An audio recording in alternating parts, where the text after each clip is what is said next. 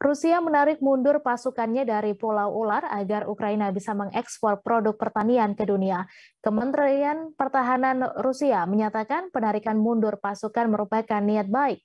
Penarikan pasukan pada Kamis 30 Juni dari Pulau Ular itu bersamaan dengan tanggal kunjungan Presiden Joko Widodo ke Istana Kremlin Moskow, Rusia pasca mengunjungi Ukraina.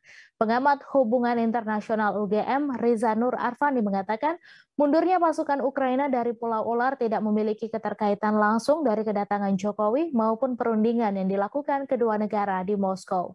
Riza mengatakan ditarik mundurnya pasukan bersenjata Rusia merupakan taktik perang, terlepas dari ketidakhadiran atau kedatangan Jokowi. Namun ia meyakini peristiwa tersebut memiliki keterkaitan tidak langsung untuk meredam perang. Riza menyebutkan dunia akan membentuk opini mengenai kedatangan Jokowi. Riza juga mengatakan kedua negara bisa saja mendengar aspirasi Jokowi sebagai bahan untuk merancang strategi perundingan.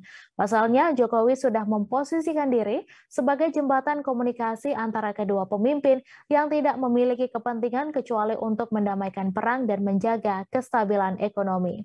Lebih lanjut, Riza menilai Jokowi ingin terlibat atau menyumbang kiprah dalam proses perdamaian antara Rusia dan Ukraina melalui lawatannya. Menurut Riza, kiprah ini adalah target jangka panjang yang dikejar pemerintah ketika Rusia-Ukraina berdamai. Sementara untuk target jangka pendek, Jokowi ingin memastikan kedua pemimpin negara memiliki komitmen terhadap pemulihan ekonomi global, terutama yang berkaitan dengan krisis pangan dan krisis energi.